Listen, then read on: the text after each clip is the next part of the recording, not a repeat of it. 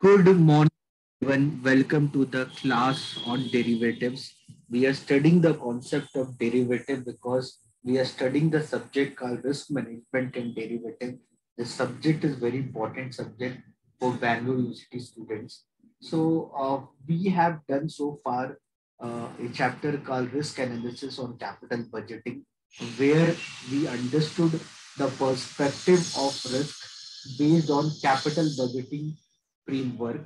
Now, in this class, we'll try to understand the concept of risk with the perspective of financial instruments, which we called as derivatives. 1 minute. So, when we talk about derivatives, guys, the derivative itself is a word. When we say derivative, it means something which deriving its value, something which is not is in derived on the real perspective, something which is not really trading in the spot market, but we are creating an artificial instrument which derive its value from something which is really existing in the nature.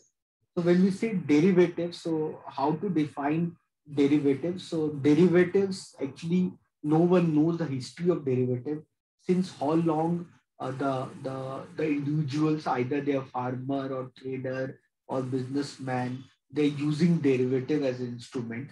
So earlier, this derivative was determined, was basically used by different individuals only for the risk minimization purpose.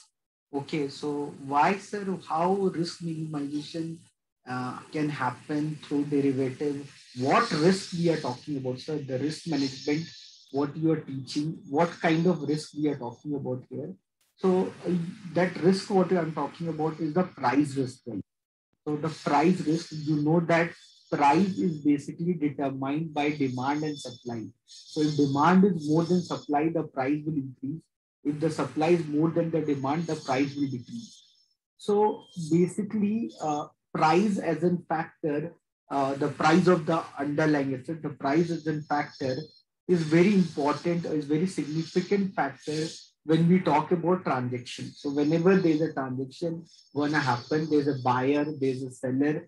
Okay, so buyer never want the price to increase, seller never want the price to decrease. So both buyer and seller have their own concern.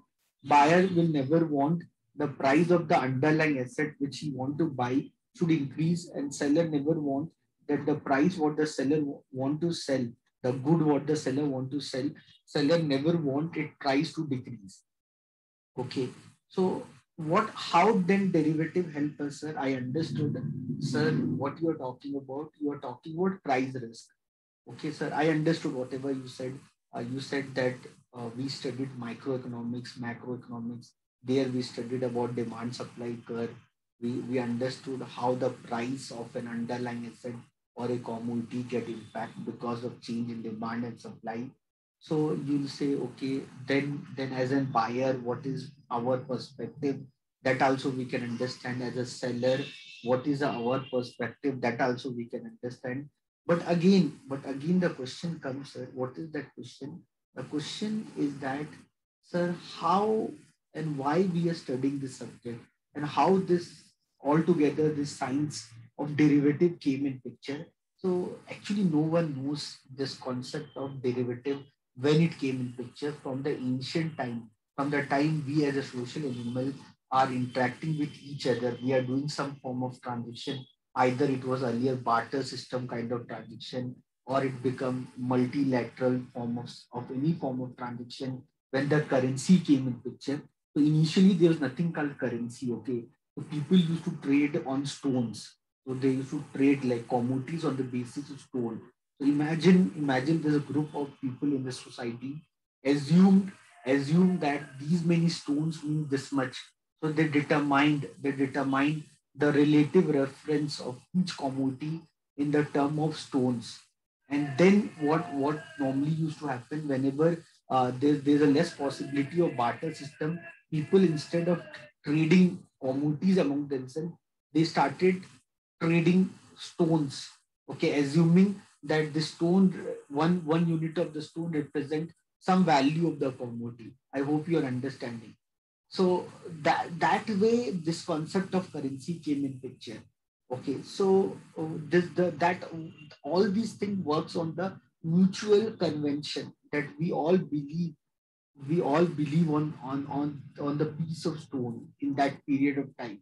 Now we believe in the piece of paper. So the piece of paper which is authorized by the central bank of our country, we believe on that piece of paper, and then for that piece of paper we can do anything in this world. We can sacrifice all the happiness of the world to get that piece of paper in our life. We believe that with that piece of paper, we get that purchasing ability to buy anything in this world.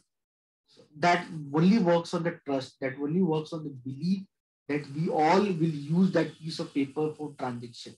You remember when demonetization came, when government said that now no more you can use 500 rupees paper which you are using till now.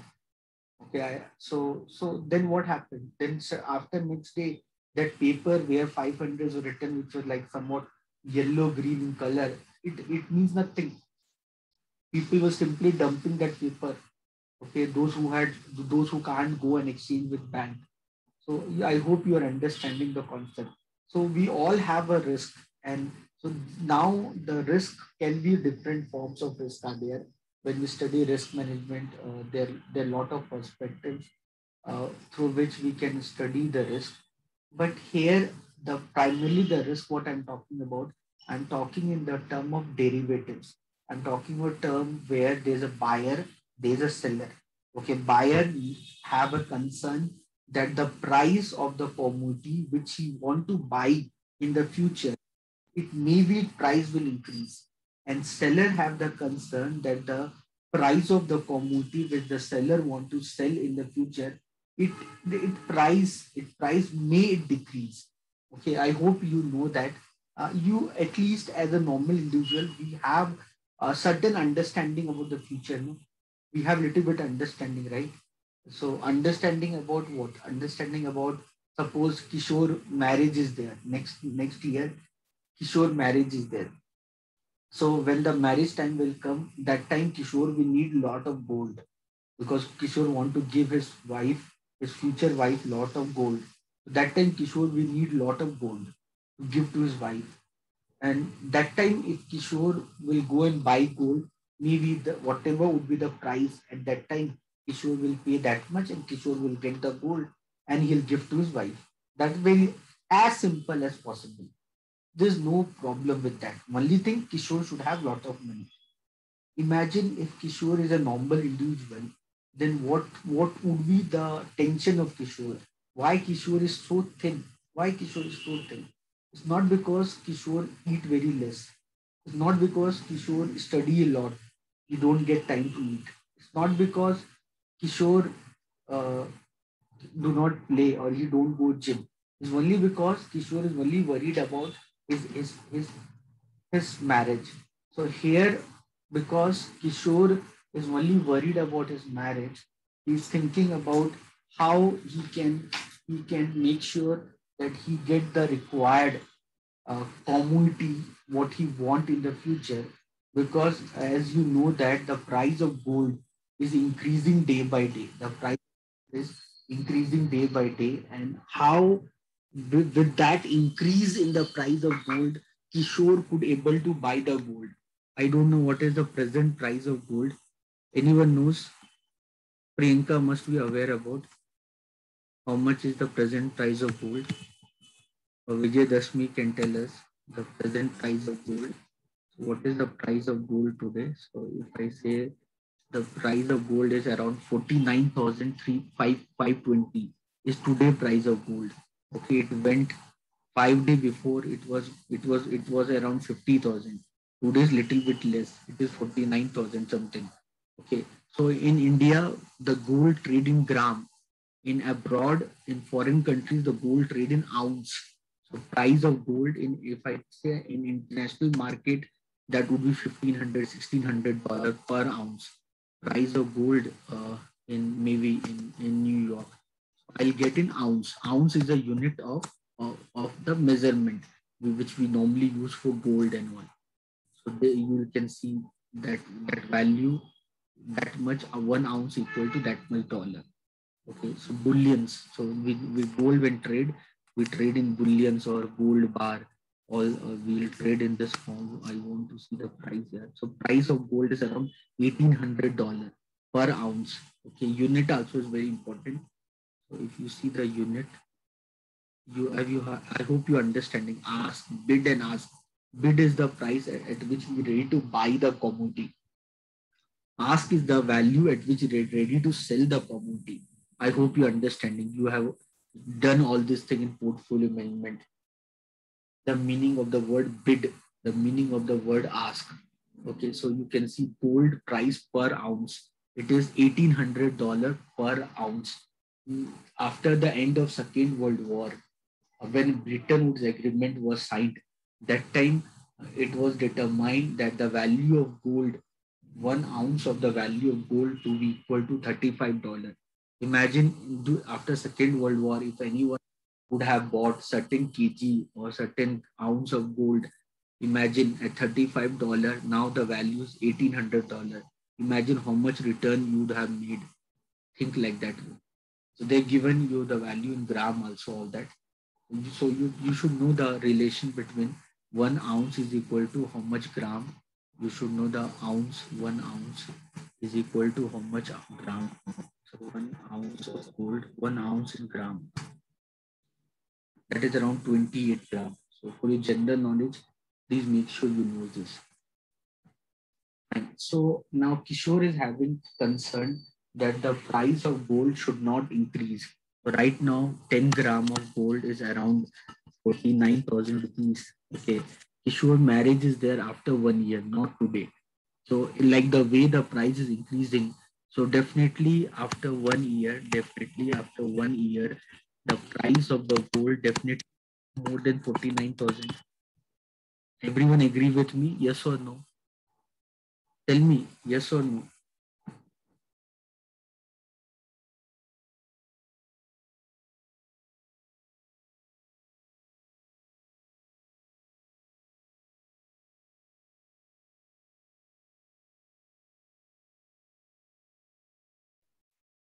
So, so, so Sneha D only has 3-4 kg of gold with her. So Vijay Dashmi has 5 kg of gold. So you know that, right? So here you know that the value of gold is increasing day by day. So definitely next year the value of gold will be more than 49,000. And Kishore knows this very well because Kishore is being taught by Amit sir about derivatives. So Kishore knows that because Amit sir has taught, Kishore can understand demand supply mechanism. Kishore knows that the price of gold will be more than 49,000 after 1 year. So now the concern, what Kishore is having concern, Kishore have a huge tension about his marriage. So what Kishore can do, if imagine if Kishore have 49,000 or 50,000 rupees right now, Kishore can buy 10 gram of gold. Maybe Kishore only give 10 gram to his wife. So Kishore will buy 10 gram of gold. Okay. And then that 10 gram of gold, Kishore will keep in his safety locker for 1 year. And when the marriage time will come, Kishore will take that out and then Kishore will give to his wife. That is the one option Kishore can do. But using this option, Kishore will be having risk that the safety of the gold. You understanding? So gold is an as an asset is not a as an asset cannot is not like it get decayed or something. Only thing rusting can happen. So you can do it. You can take required action to protect it from rusting. Little bit of chemistry, if you know, you can protect your gold from rusting. So that you can do. And so that part, a little bit of care Kishore can do, or Kishore can put this gold in some safety locker. So there the Kishore will pay a cost that is called storage cost. Okay, that Kishore can do depending upon wherever Kishore feel. That is one thing. But imagine, you know the time value of money. Imagine this 49,000 from which the Kishore has bought the gold. Imagine if the same money the Kishore would have put in stock market or somewhere or some business. Next year the money would have become much more bigger. And with that Kishore could buy uh, gold. Imagine next year the gold price will become 55,000, and for the business Kishore make it 70,000. So putting money in business is better than buying gold from that and holding that for 1 year, taking risk of storage cost, taking risk of anyone stealing cost, any other form of cost, tangible or intangible in nature. Okay, so what can be the third alternative Kishore can do? Kishore can do, Kishore can go to some jewelry shop. Kishore will go to some jewelry shop owner. So Kishore will go to some jewelry store owner. And Kishore can tell the owner that after 1 year, I'll come and I'll buy from you 10 gram of gold. Can you understand this, what I'm telling you? So instead of going and buying gold right now, what Kishore can do, Kishore can go to some jewelry shop owner and tell him that, sir, I want to buy 10 gram of gold from your shop after 1 year on this particular date. Can Kishore can do like this? Yes or no, guys?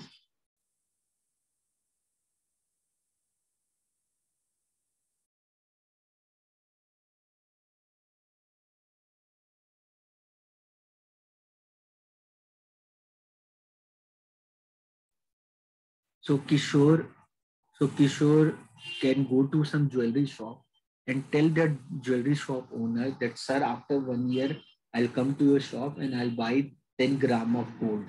Okay, sir. So, sir, can we decide the price of the gold right now? At what price we'll do the transaction? Are you getting me? Is this possible, sir? See, so you will ask me, sir, I have a question. So, so, so if I'll ask you, okay, fine, what is your question? So suppose Abhishek Gowda told me, sir, I have a question. I say, okay, Abhishek, tell me, Abhishek, what is your question? Abhishek says, sir, my question is that why jewelry shop owner will make agreement with Kishore? Guys, you have to understand that this way that everyone want business. Okay, there's not one jewelry shop. There's so many jewelry shops. I think you might be aware about. And if Kishore can go and do what you say negotiation with lot of shops owner. So everyone want the business to be done from them. No? So jewelry owner is also interested to do transaction with Kishore. I hope you're understanding. So so so here what we need to understand here that jewelry owner also want to do transaction because he will get money.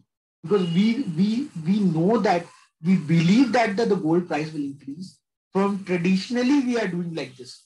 We Indians, whatever we can save, we put all the money in gold. And because of that reason, the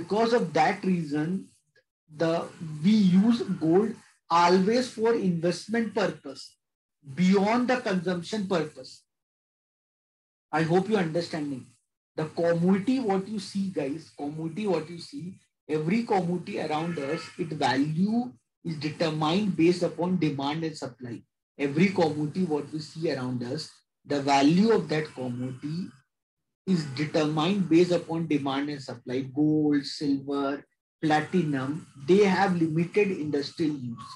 So if you use them for industry purpose, you can use gold in pharma company. You can use gold in Sona Chandi Chavanpras. You can use gold in many other applications. Gold is the best conductor of electricity. Gold and silver, they are the best conductor of electricity. But we normally don't use them for electrical engineering purpose because they're expensive. We use instead copper, aluminum. Okay, but if you use gold or silver, if you know little bit of chemistry, malleability, ductility, sonorous, so you can easily understand the gold and silver. They are the best conductor of electricity. You can if you can use them to create electric wires. But again, gold is expensive, so definitely we don't use them. So you can understand gold has very limited industrial application, but the price of gold is always increasing. Why? Because of commercial application, because of industrial application, because we believe that the gold price will always increase. And because of that, we keep on investing. When you keep on investing, when everyone will believe on same thing and doing the same thing again. So what will happen? That will create an artificial demand for that product, and everyone is buying automatically. Automatically, the price of that asset will increase beyond the actual consumption. That is the problem with the gold. India is the world's second largest importer of gold. Are you getting this? So jewelry owner also own the business from the Kishore. Although the jewelry owner knows all this concept, jewelry owner knows that the price of gold will increase, but no one knows actually what would be the price. We know that it will increase. It can become 70,000 also. It can be 51,000 also. We have no idea. So what Kishore and jewelry owner can do, both of them can mutually decide the price of the contract. Both of them can mutually decide the price of the contract, maybe 51,000 rupees per 10 gram. Both of them can decide this. This is called as exercise price. This is called as exercise price. We call this price as the exercise price. Everyone understood this?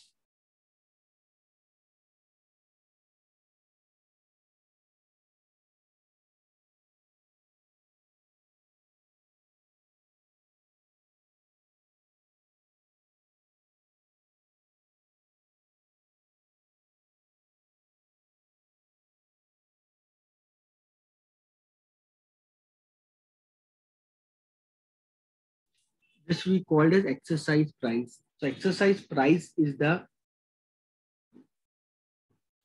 when we say exercise price is the pre-decided price at which the buyer and seller, they can commit to follow the transaction in the future.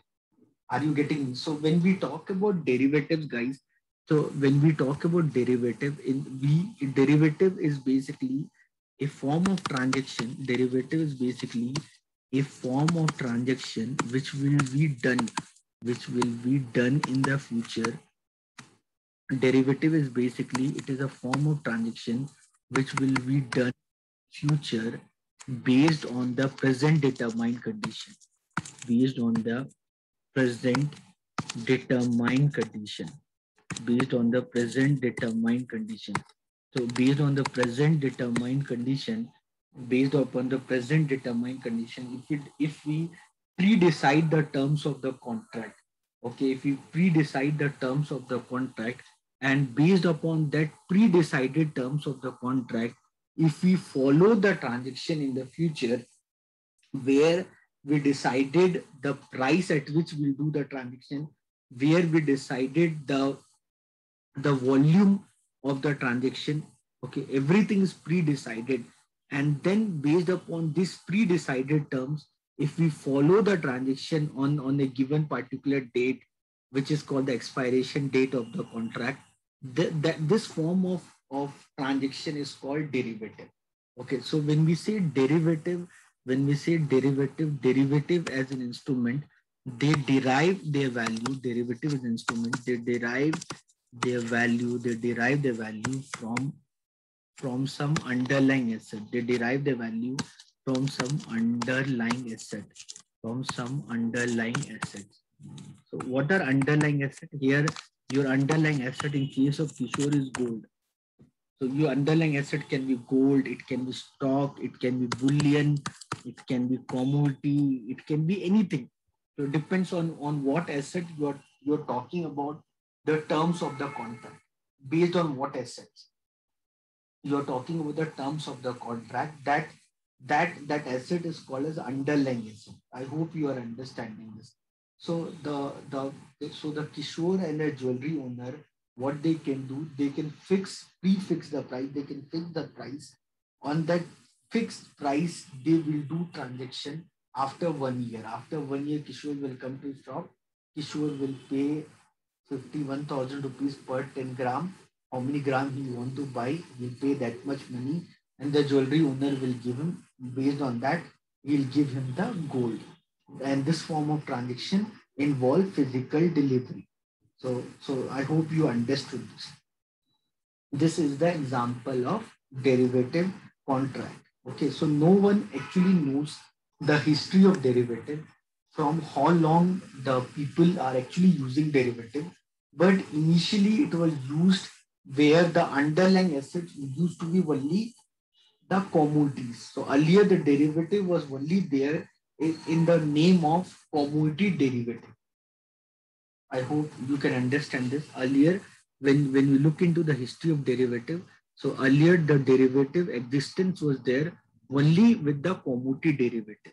Okay, where the person who commit to buy the underlying asset in the future is called long position holder. This is called long position holder. A long position holder means what? The person who want to act like a buyer in the future. So whoever person want to act like a buyer in the future, we'll call that person as a long position holder. And the person who want to act like a seller in the future, we'll call that person as the short position holder. Short position holder is a person who will act like a seller in the future. Short position holder is the person who will act like a seller in the future. So we'll call that person short position holder. The person who will act like a buyer in the future, we'll call that person as a long position holder. So when we talk about derivative instruments, we have position holder, we have short position holder. Both of them come together and they will do the transaction on the pre-decided condition which they have decided long back when the transaction was being framed. Okay, so the person who want to act like a long position holder, why he took long position? Because his concern was that the price of the underlying asset should not increase. The why this person, why the Kishore acted like a long position holder, because he had the concern that the price of the underlying asset should not increase. He had that concern. Price of the underlying asset should not increase. Okay, and then who is the short position holder? What was his concern? His concern was that the price of the underlying asset should not decrease. The price of the underlying asset should not decrease. So because of that reason only, these long and short position holders, they came together and they talked about a contract which they will do in the future based upon the present condition. So earlier, as I mentioned earlier, the derivative was existing only in commodity derivative, and these people who were actually doing transaction with the help of derivative, they were basically called as hedgers. They are basically called as hedger, and the strategy what they were doing was hedging. The strategy what they are applying, that strategy was called as hedging. Hedging means risk minimization. What do you mean by hedging, sir? Hedging means risk minimization. So Kishore had the risk. Kishore, what risk Kishore is having in his mind? That the price of gold should not increase in the future. Jewelry owner have the risk. What risk? That the price of gold should not decrease in the future. So here two people were involved. Hedgers, two people were involved. One who take long position, we call them as long hedger. Okay. Then there's another person who takes short position. We'll call them as a short hedger. And the long hedger and short hedger, both of them come together and they talked about the terms of the contract which they will do in the future based upon their present determined condition. Okay, and then this led to the creation of a derivative instrument. Okay, and this form of derivative instrument, when we talk about where the Kishore and the jewelry owner, they both came, they sit together, they saw, okay, fine, everything's good. Okay, sir, Kishore will tell, sir, I'm very thin. Okay, I am studying in Padma Shri College. Okay, so and lockdown is going on, so I cannot pay more. Okay, this that and all, or maybe so Kishore can tell his condition, and then the jewelry owner will also say, okay sir, I can also understand everything, I can understand your problem. Okay, so then both Kishore and jewelry owner can decide anything. They decided that they will do transaction in the Nandi Hill. So both of them will go to Nandi Hill on Sunday. On next year, both of them will go to Nandi Hill. Okay, at the top of Nandi Hill, Kishore and jewelry owner, they will do the transaction. So they can decide the terms of the contract based upon the mutual convenience. And this form of derivative instrument is called as over the counter form of transaction, OTC, over the counter form of transaction. OTC means OTC means over the counter, where the two parties can mutually decide the terms based upon the mutual convenience, based upon the everything can be depends upon them how they want to decide. So this form of derivative instrument, which is OTC in nature, where both long and short can decide the terms of the contract based upon the predetermined condition, and then they will follow the transaction on the maturity of the contract. So this known derivative instrument, which no one knows from how long the individuals are actually using it for transaction, that is called as forward contract. So forward contract is the earliest known derivative instrument which is being used in the commodity market for the hedging purpose, where the person who take long position or the person who takes short position, the sole objective of taking that particular position is to minimize their risk over the price of the underlying asset, because the long position holder had the concern that the price should not increase in the future. The short position holder had the concern that the price should not decrease in the future. So because both of them had their own concern, so they predetermined a price which we called as exercise price, or which we call as settlement price. So this 51,000 is called as exercise price, or this is called as settlement price. So on this exercise price or on this settlement price, both long and short position holder will undergo the transaction in the future. Everyone understood this? So this price which is being determined by them.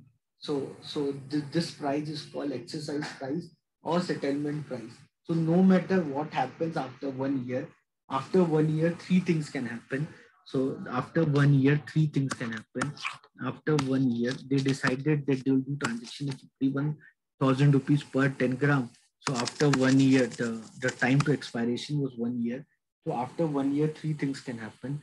Either the price of gold is equal to 51,000 per 10 gram, or it can be the price of gold is more than 51,000 per 10 gram, or the price of gold can be less than 51,000 per 10 gram. So in any of the three things can happen.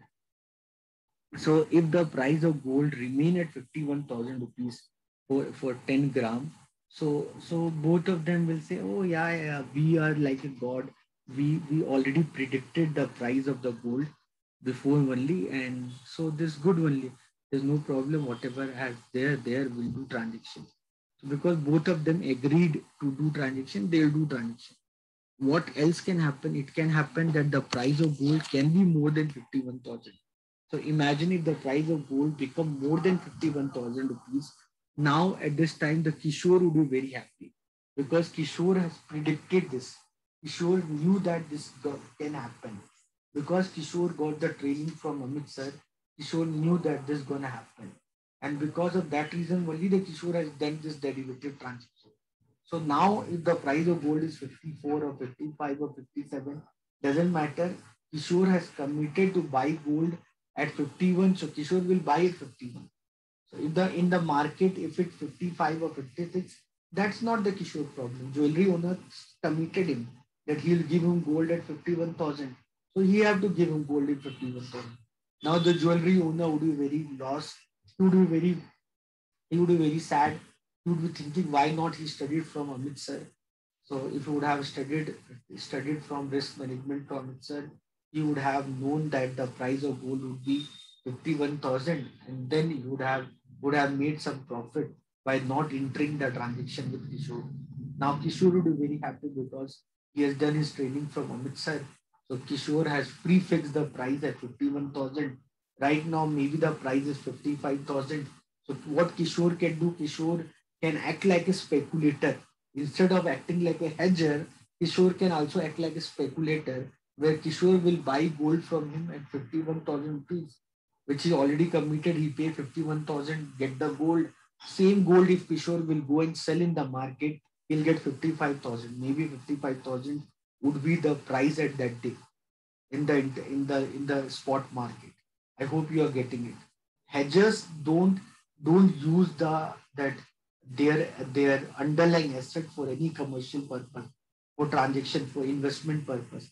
But speculators, they look anything and everything for the investment purpose. Like now, a very big festival next this month only. I think after 10 days, there's a very big festival is there, and in which time we probably will give sacrifice, okay, of animals, and that way we know that during that time the price of particular animal will be very high, okay, because everyone around us will try to buy that animal, but suddenly the number of animal in the market does not get double or triple because everyone is buying.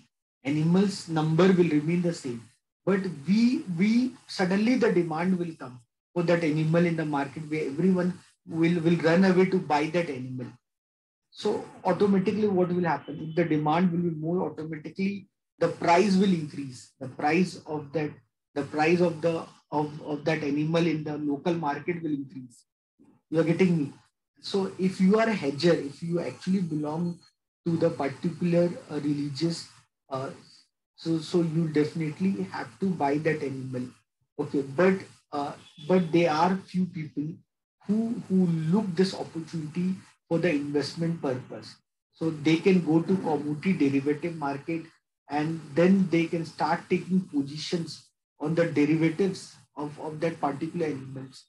Okay, livestock. They can take a derivative position, long position. Long position, why long position? Believing the price will increase. Definitely will increase the demand supply. So automatically there would be some people who look that opportunity for the speculative purpose. When Corona came, many people started buying the stock of pharma companies. So before that, they were not buying. Pharma companies are low beta stocks. So they'll not show much momentum. Pharma company stocks, you will not find much momentum. But before lockdowns time and all, you find, or when the lockdown was about to start, many people started buying pharma stock because suddenly people start realizing that the value of the pharma companies. I hope you are getting me. So automatically the price of that pharma company will increase. Automatically the return initially will increase. So you're getting that concept very well. Now the third thing can happen, that the price of that underlying asset, it can be less than 51,000 rupees 10 gram. It tomorrow it can happen like that. The Kishore thought that the price of gold will become more than 51,000 rupees per 10 gram, but maybe it doesn't happen only. So and if it doesn't happen, then Kishore would be cursing himself. Kishore would be thinking that now what should I do, because the same gold I have committed to buy from the jewelry owner at 51,000, but today in the market it is at 48,000 rupees. So definitely, if the price will go below the exercise price, definitely the long position holder who has taken long hedging position, that he or she will feel bad of the trading strategy what he or she has taken, while vice versa. So you need to understand the scenario, guys, that whenever we look into derivative, we are actually talking about the transaction which will do in the future based upon the present determined condition. And whatever the price is being fixed, the transaction is being done at that pre-decided price. And this form of derivative instrument, which is over the counter in nature, where the long and short position holder can determine the terms of the contract based upon their mutual convenience. Okay. So this form of derivative instrument is called as forward contract. Clear, everyone? So I hope I made you understand the logic of forward contract, what is forward contract, how it came in picture. I hope I have given you little bit perspective to understand this. Any doubt, anyone?